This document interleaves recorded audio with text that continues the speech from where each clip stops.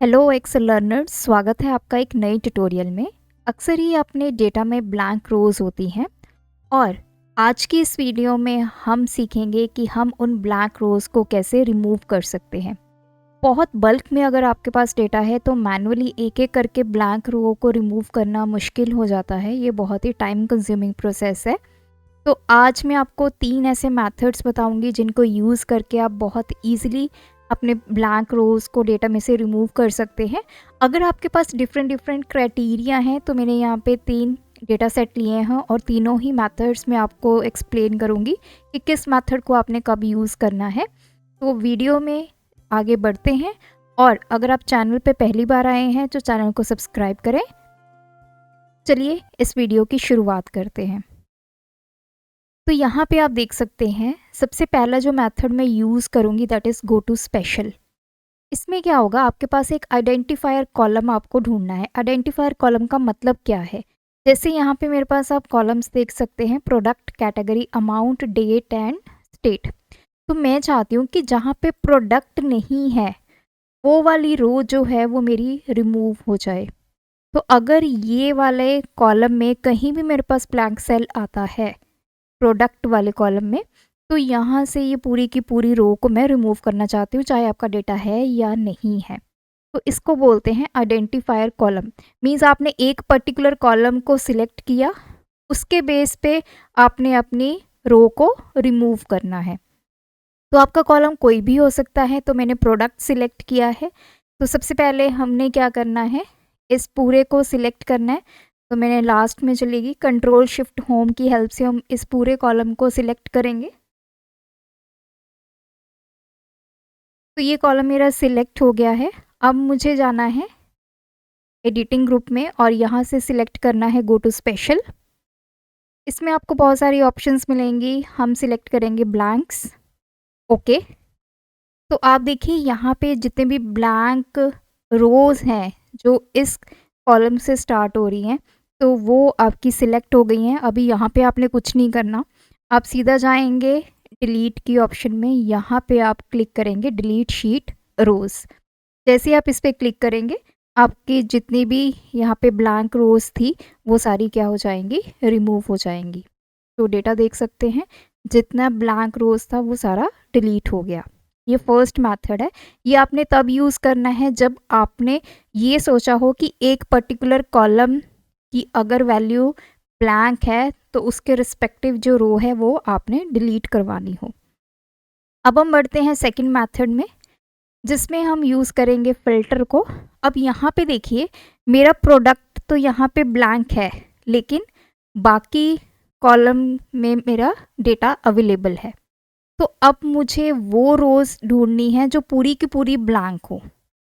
तो उसके लिए मैं एक हेल्पर कॉलम यूज़ करूँगी। चलिए इसका नाम रख देते हैं, मैंने काउंट रख दिया। आप कुछ भी यहाँ पे नेमिंग इसको कर सकते हैं। यहाँ पे हम सबसे पहले एक फंक्शन यूज़ करेंगे काउंट ए। ये फंक्शन क्या करेगा, काउंट करेगा कि कितने सेल्स में डेटा अवेलेबल है। काउंट ए, वैल्यू 1 वैल्यू 2, मतलब ये आपने पूरे अपना करना है, डेटा एंटर करना है। तो यहाँ पे वैल्यू आ गई 5, तो इसको नीचे तक ड्रैग कर लीजिए। तो ये 5 वैल्यू क्या इंडिकेट कर रहा है कि इस वाले रो में मेरे पास कितने सेल्स में वैल्यू है। तो 5 में है 1 2 3 4 5। अब देखिए यहाँ पे कई जगह 0 0 आ गया। तो ये 0 क्या इंडिकेट कर रहा है कि ये पूरी की पूरी रो क्या है, मेरी ब्लैंक है। अब जहाँ पे 0 है वो मुझे डिलीट करवाना है। तो डिलीट कैसे करेंगे, तो सिलेक्ट करेंगे, चाहे तो आप शॉर्टकट यूज़ कर लीजिए या फिर डेटा टैब में जाके आप फ़िल्टर पे क्लिक करेंगे तो फ़िल्टर ऑप्शन यहाँ पे आ जाएगी, इस पर क्लिक करेंगे, सिलेक्ट ऑल हटाएंगे, सिर्फ 0 वाले पे सिलेक्ट करेंगे। ओके।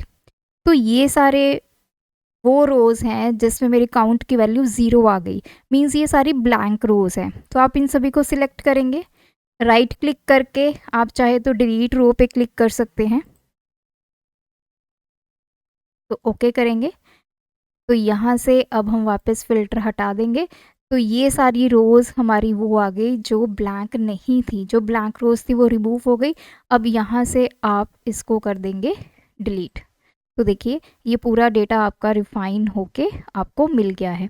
तो इसमें आप देख सकते हैं ये प्रोडक्ट यहाँ पे ब्लैंक है, लेकिन कोई पूरी रो जो ब्लैंक थी वो सारी आपकी यहाँ से डिलीट हो चुकी है। तो इस मेथड को आपने तब यूज़ करना है जब पूरी ब्लैंक रोज को इर्रिस्पेक्टिव ऑफ एनी कॉलम आपको डिलीट करवानी है। अब हम बढ़ते हैं थर्ड मेथड में। थर्ड मेथड सबसे बेस्ट है क्योंकि ये डायनेमिक मेथड है। डायनेमिक का मतलब क्या होता है कि अगर आप लेटर ऑन इस डेटा में कोई नया डेटा ऐड करेंगे तो वो भी ऑटोमेटिकली उसमें अगर ब्लैंक रोज होंगी तो आपकी डिलीट हो जाएंगी। तो कैसे करना है? तो ये मेरा डेटा है। सबसे पहले मैं एक रेंज सेलेक्ट कर लेती हूँ अपने नए डेटा के लिए। तो सपोज़ कीजिए मैंने यहाँ पे क्लिक कर दिया। तो अब मैं क्या करूँगी, मुझे पूरा का पूरा डेटा सिलेक्ट करना है, तो मैं कंट्रोल शिफ्ट होम प्रेस करूँगी। देखिए ये पूरा डेटा सिलेक्ट हो गया है। अब इस थर्ड मेथड में हम यूज़ करने वाले हैं पावर क्वेरी।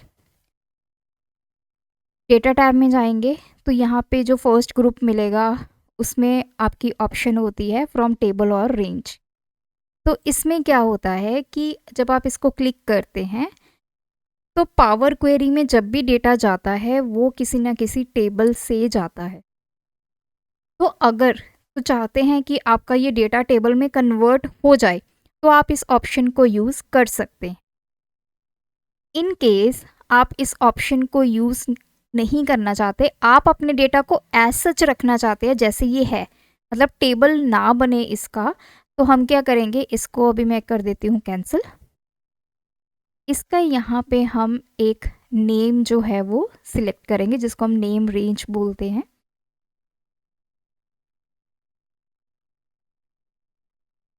माई रेंज एंटर प्रेस कर दिया तो ये एक नेम रेंज जो है वो क्रिएट हो गई। अब आपने क्या करना है, जैसे ही आप इस पर क्लिक करेंगे फ्रॉम टेबल और रेंज, अब ये क्या करेगा, इसको ये आपके टेबल में कन्वर्ट नहीं करेगा और ऑटोमेटिकली आपका ये अब सारा डेटा कहाँ चला जाएगा, पावर क्वेरी एडिटर में चला जाएगा। तो ये आप पे डिपेंड करता है कि आपने अपने डेटा को टेबल फॉर्म में कन्वर्ट करवाना है या नहीं करवाना। दोनों ऑप्शंस मैंने आपको बता दी हैं।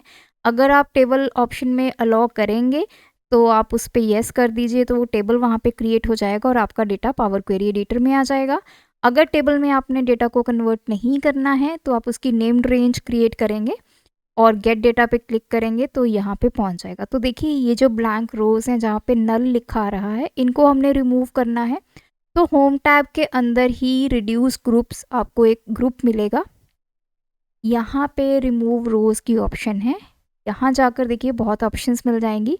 हमने ब्लैंक रोज़ को रिमूव करना है तो रिमूव ब्लैंक रोज़ पे क्लिक करेंगे। जैसे मैंने क्लिक किया आपकी की सारी रोज़ जो हैं वो यहाँ से रिमूव हो चुकी हैं। तो ये हमारा फिल्टर होके डेटा आ गया है। अब वापस क्लोज एंड लोड टू, हम यहाँ पे अगर क्लोज एंड लोड टू करेंगे तो ये उसी शीट में आ जाएगा, तो मैंने उसी पे क्लिक कर दिया। अदरवाइज़ वहाँ पे ऑप्शन होती है, आप डिफरेंट शीट भी वहाँ पे क्रिएट कर सकते हैं। तो ये मेरी शीट, तो ये मेरा डेटा आ गया है, ये एक टेबल फॉर्म में है। यहाँ से आप इसकी डिज़ाइनिंग चेंज कर सकते हैं। अब देखिए टोटल मेरे पास यहाँ पे जो रोज़ हैं वो हैं 60। अगर हम अब अपने डेटा में इसका ऑटोमेटिक जो नेम है वो आ गया माई रेंज, इसको आप चेंज कर सकते हैं। अब हम अपने डेटा में जाकर थोड़ा सा डेटा और ऐड करके देखते हैं। चलिए इसको हम सिलेक्ट करेंगे।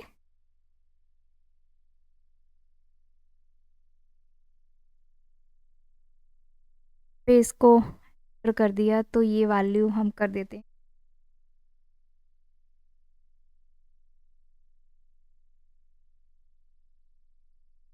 तो ये मेरा डेटा एंटर हो गया। वापस चलेंगे, जो हमारा डेटा पावर क्वेरी ने दिया है। अब हमें यहाँ जाकर इस पे राइट क्लिक करना है और रिफ़्रेश पे क्लिक कर देना है। जैसे मैंने रिफ़्रेश पे क्लिक किया आप देख सकते हैं 61 एंड 62 दो रोज़ ऐड हो गई।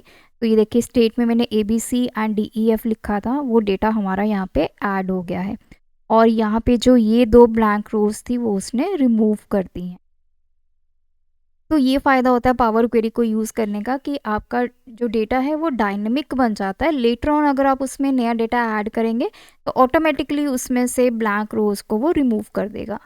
तो ये 3 मेथड्स हैं अपने डेटा में से ब्लैंक रोज़ को रिमूव करने के। आई होप इन तीनों मेथड से आपको बहुत हेल्प मिलेगी, और इन तीनों मेथड में से आपको सबसे बेस्ट मेथड कौन सा लगा और किसको आप यूज़ करने वाले हैं, ये मुझे कमेंट में ज़रूर बताइएगा। आज की वीडियो में इतना ही। ऐसी और एक्सेल की ट्रिक्स और एक्सेल सीखने के लिए चैनल को सब्सक्राइब ज़रूर करें। वीडियो अच्छी लगी तो वीडियो को लाइक और कमेंट ज़रूर करें। Thanks for watching.